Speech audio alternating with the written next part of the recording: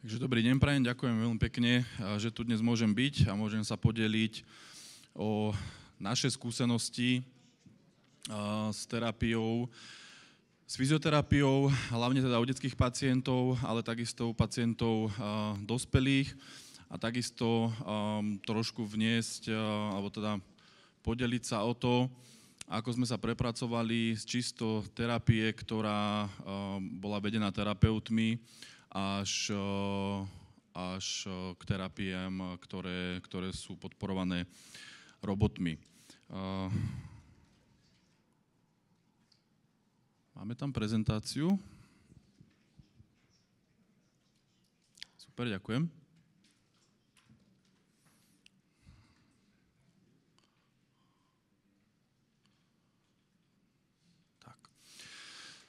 Takže, ako som povedal, moje meno je Matý Malovec. Som tu dnes za Rehab centrum Malovec, ktoré sme založili pred 12 rokmi v Rakúsku, v malej dedinke Bizamberg, spolu s mojou manželkou.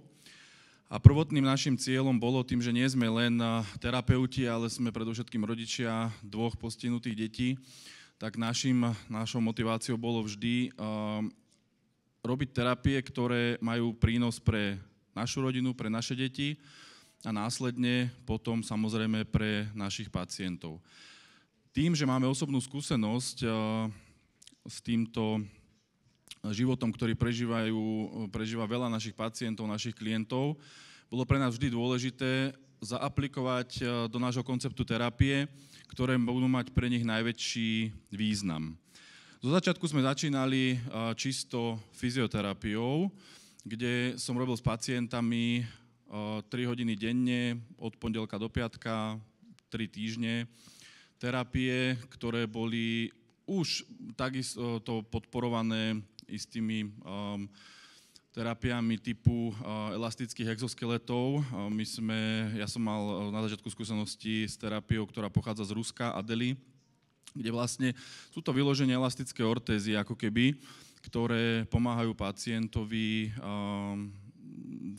vo fyziologickom postavení končatín robiť pohyby alebo teda zlepšovať rozsah pohybu, silu svalovú a takisto vytrvalosť. Ale alebo teda manželka našla potom novší model, takže sme sa začali intenzívne venovať inováciám v týchto terapiách.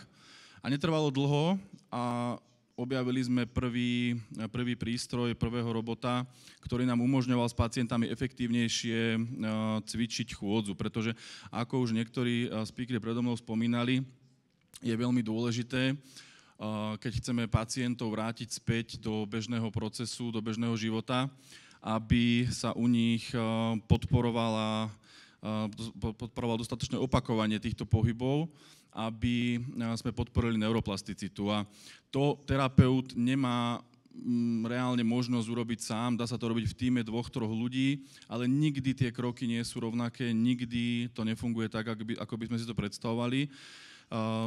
Je stále dostatok terapeutov, ktorí sa tomu takto venujú, ktorí to takto robia, ale my sme si povedali, že chceme tú prácu zefektívniť, chceme aj odľahčiť našich terapeutov, ale hlavne chceme pre tých pacientov priniesť väčšie benefity a preto sme sa vydali smerom roboticky podporovanej terapie. Toto sú body, ktoré som už v podstate všetky spomínal. U nás je vždy najdôležitejšie to, že sa snažíme tých pacientov motivovať, aby vyšli z tej svojej, v úvodzovkách, zóny komfortu. Pretože my máme hlavne pacientov detských, ktorí majú od narodenia isté pohybové, alebo teda problémy pohybového aparátu. A sú to pacienti, ktorí si na to postupne do toho života ako keby vrastajú a zvykajú si na to, že je to ich stav, v ktorom sa nachádzajú, vnímajú svojich súrodencov alebo spolužiakov a snažia sa ako keby sa im pripodobniť a v nejakých veciach sa posúvať dopredu, ale je to pre nich náročné a tým pádom si ako keby zvykajú na to, v akom stave sa nachádzajú, v akej fáze toho vývoja sú a je niekedy veľmi zložité nájsť pre nich motiváciu ako sa ďalej vyvíjať. Keď máme pacientov dospelých, či už sú to pacienti s poškodeniami miechy alebo cievnymi mozgovými príhodami, u tých je to jednoduchšie, pretože to sú pacienti, ktorí väčšinou žili zdravý život so svojimi rodinami, pracovali, boli činní a zrazu sa stalo niečo, vstúpilo do ich života niečo, čo im túto kvalitu života zásadným spôsobom ovplyvnilo a sú odkázaní na pomoc druhých. A týchto pacientov potom motivovať k terapiám je oveľa jednoduchšie.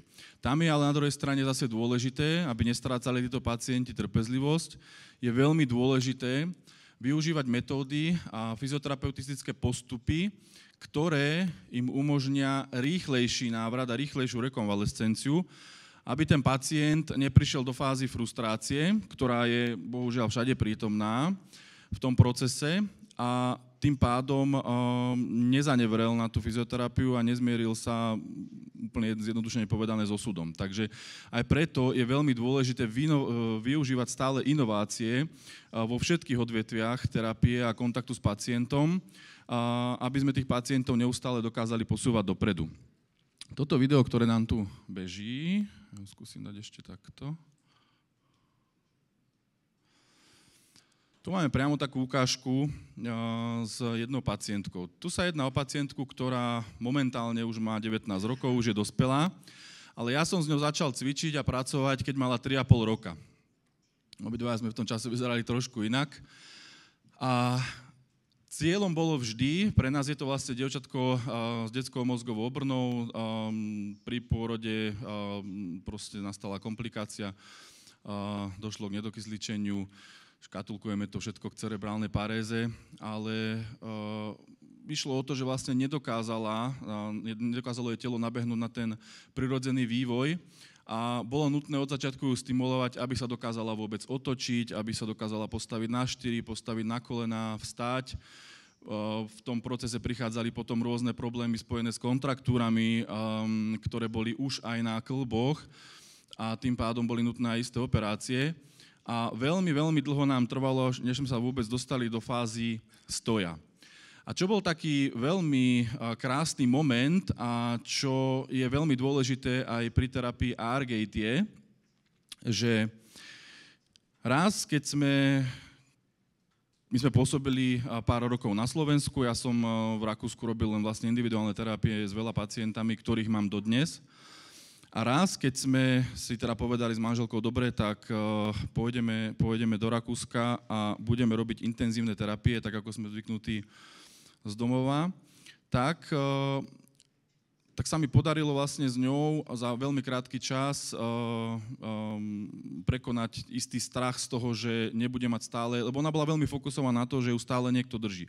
Vždy bolo nutné, aby niekto stal za ňou alebo pred ňou, držali ju za ruky, za plecia a vlastne dávali tú istotu, že vie stáť. A my máme vlastne v metóde Terasiot, možno to niektorí poznajú, sú také, my tomu hovoríme klietky, to je taká konštrukcia 2x2 metre. A v tejto konštrukcii je možné urobiť, voláme to spider terapiu, kde ten pacient je fixovaný zo 4 rohov a elastickými popruhmi je držaný ako keby na mieste a môže to vybalansovať. Hodne mu pomáha to aj prebrať váhu, ale takisto rovnováhu.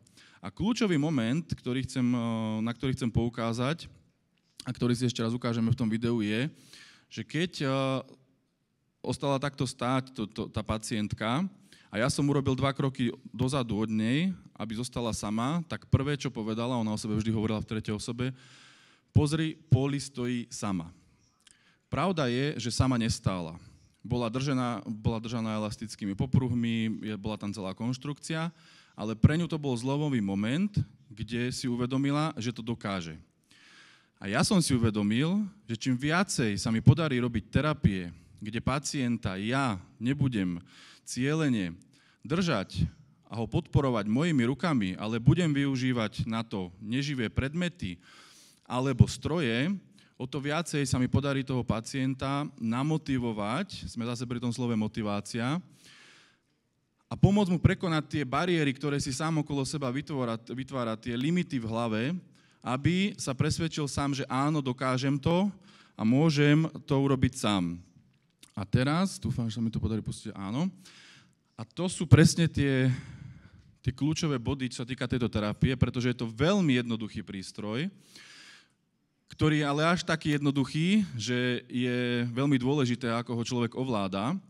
Ale tu, tým, že tá fixácia kľúčová je na tých endefektoroch a vlastne máme tu vedenie panvy, a takisto ten pacient je možnosť, mám ďalší video, kde bude vidieť, že to dynamické odľahčenie pacienta nie je úplne podstatné vždy, je veľmi dôležité, ale keď to situácia umožňuje, je dobré skúsiť aj bez toho.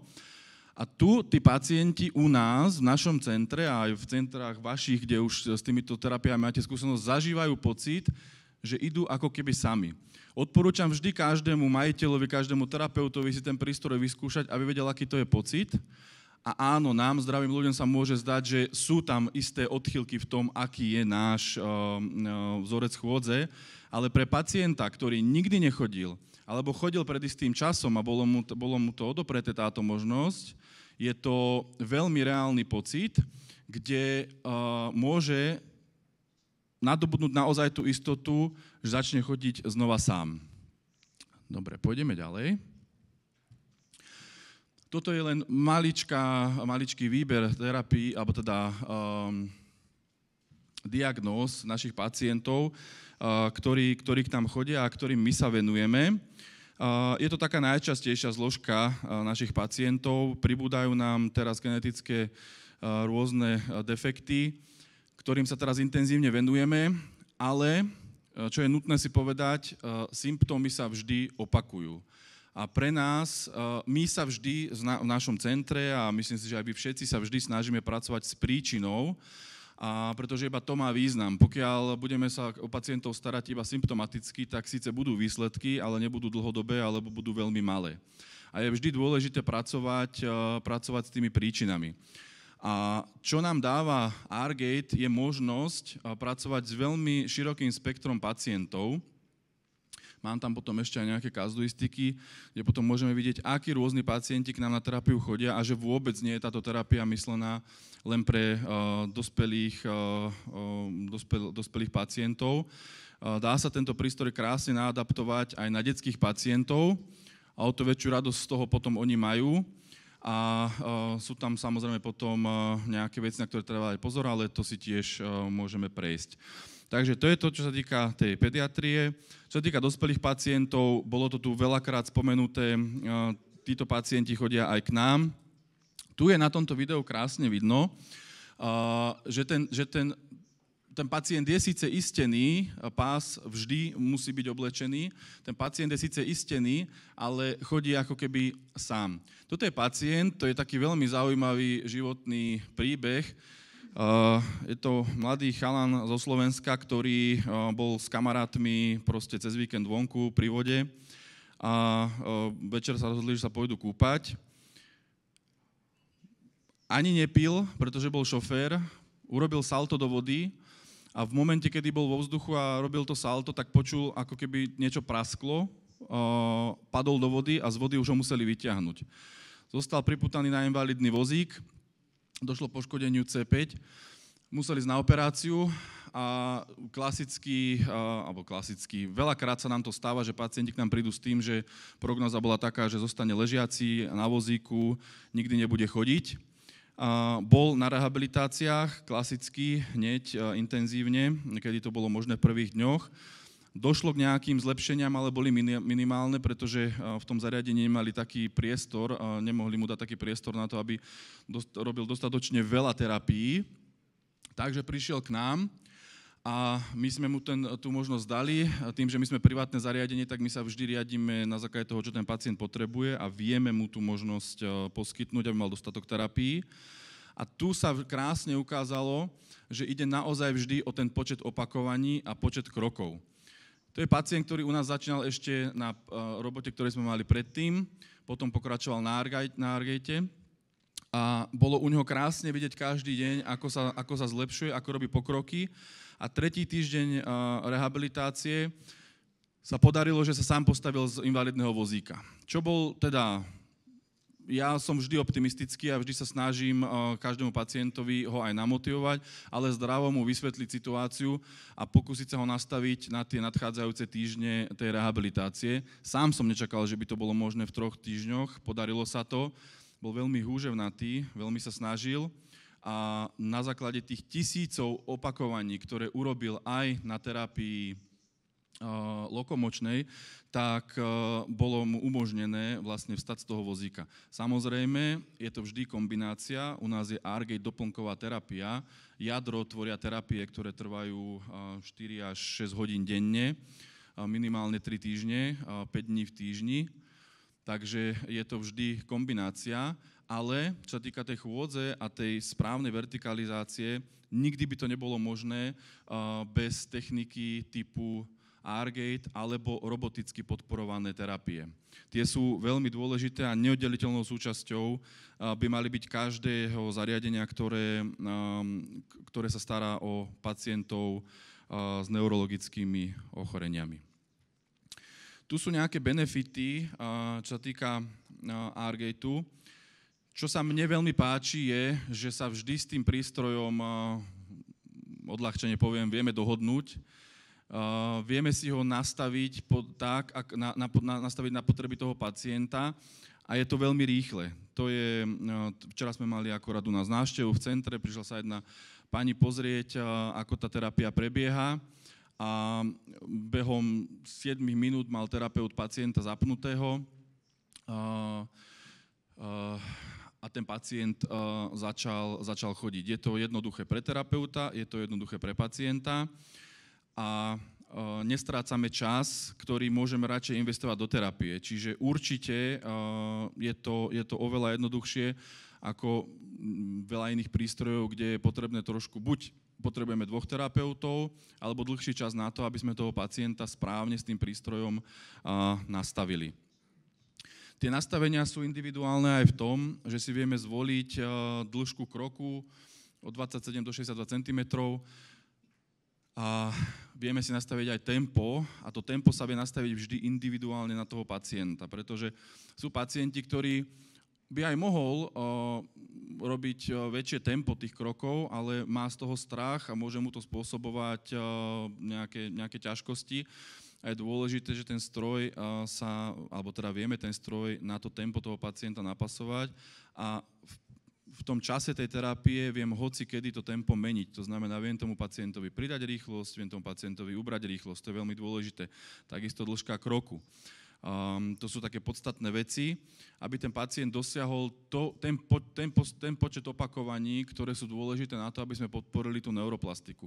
Bez nej sa veľmi ťažko s tým pacientom niekam posunieme a iba takto môžeme pracovať s tou príčinou, respektíve od základu zmeniť celý centrálny nervový systém tak, alebo teda ovplyvniť, aby ten pacient dosiahol ten želaný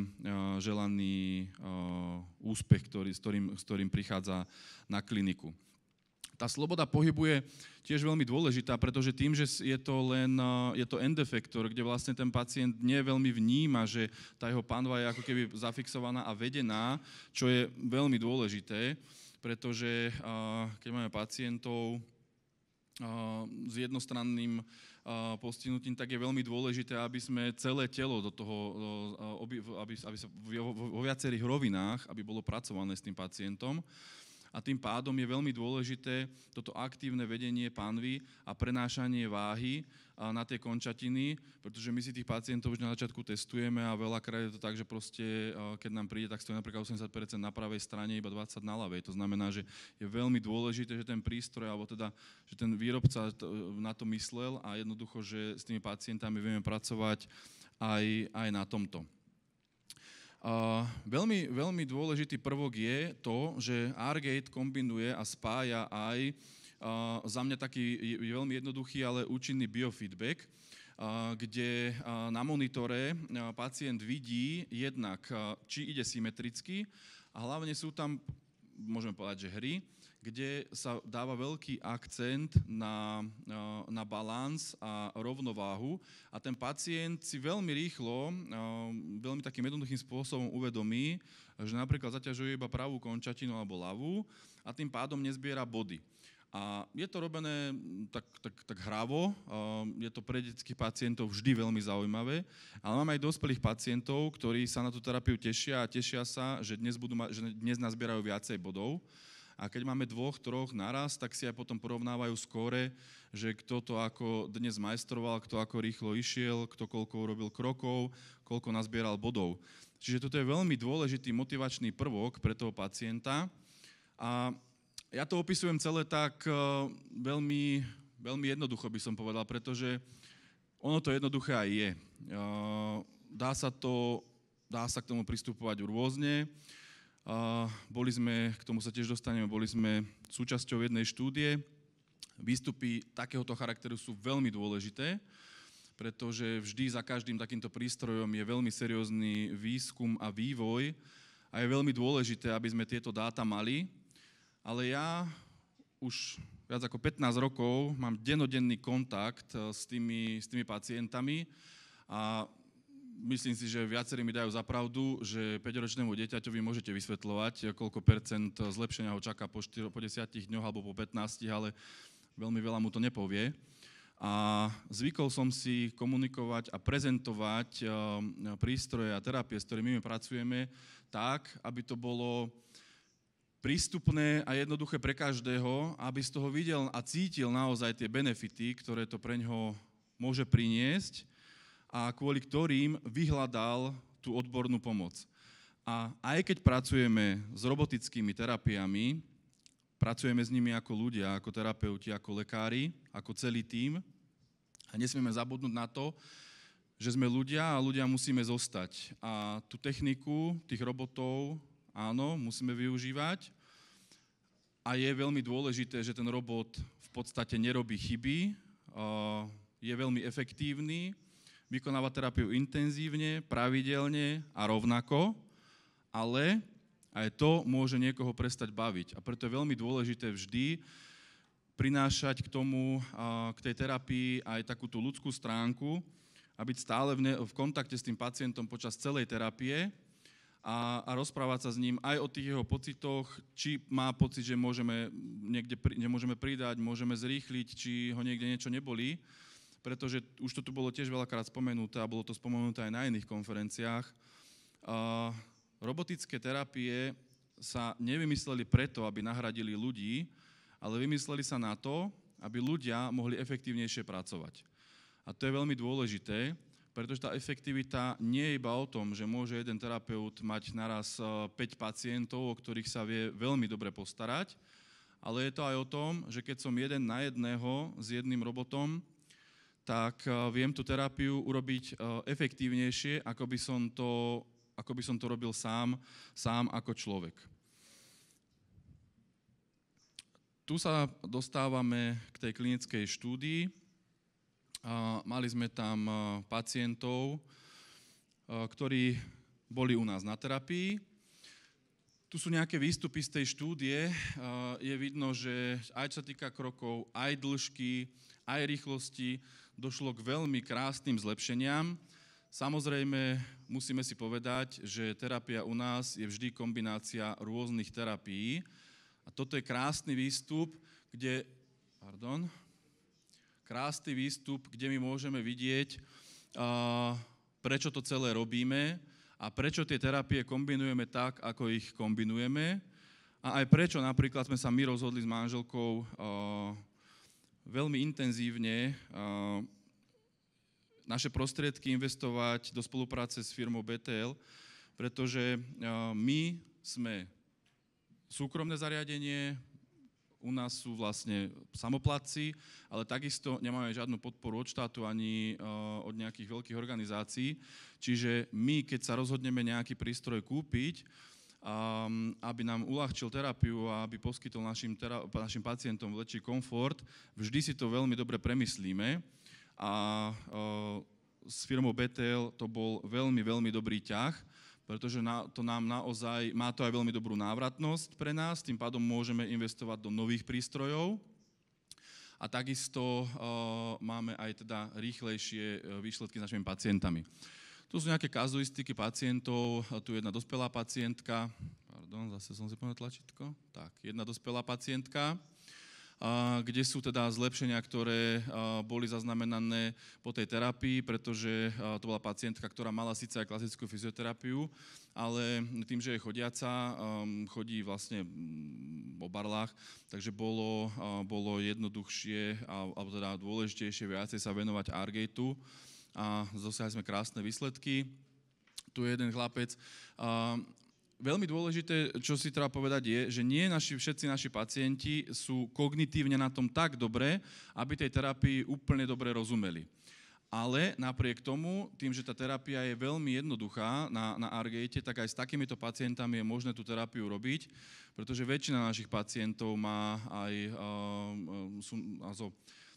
máme aj pacientov s autizmom, čiže respektíve u tých skôr narodených detí je to skôr o tom, že došlo k poškodeniu aj toho mentálneho vývoja a je dôležité potom s nimi pracovať tak, aby nedostali z tej terapie napríklad strach, ale ešte sa nám nikdy nestalo, že by niekto mal panický strach z toho, že by museli stáť na Argate, pretože to je veľký stroj a bude sa toho báť. Čiže dá sa s tým prístrojom veľmi dobre pracovať aj s pacientami, ktorí majú kognitívne ťažkosti.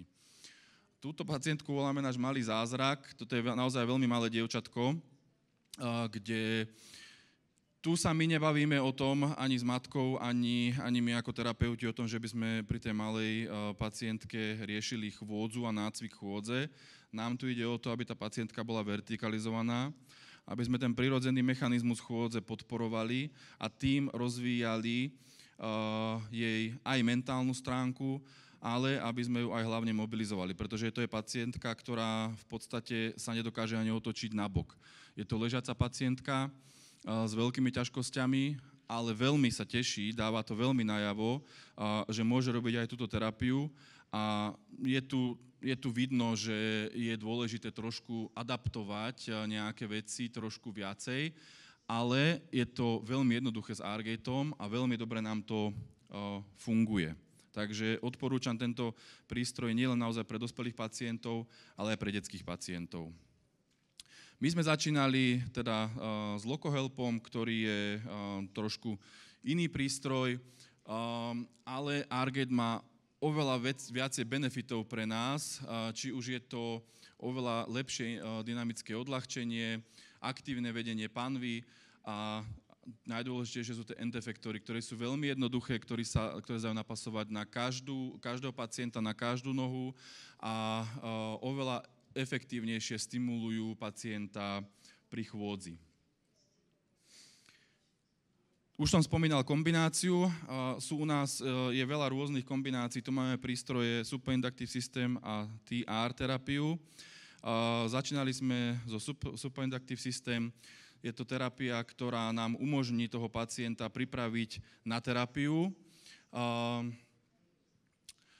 Hlavne teda, čo sa týka svalstva nohy, pretože máme pacientov, ktorým, keď im prepadáva špička, tak vieme si ten aplikátor dať na nohu a podporiť tú dozálnu flexiu s tým, že vlastne po pár už sedeniach so systterapiou dochádza k viditeľnému zlepšeniu, zlepšuje sa tá svalová kontrakcia, inervácia, ten prenos informácií a podporíme to vlastne potom celé tým tou terapeutickou jednotkou na Argate.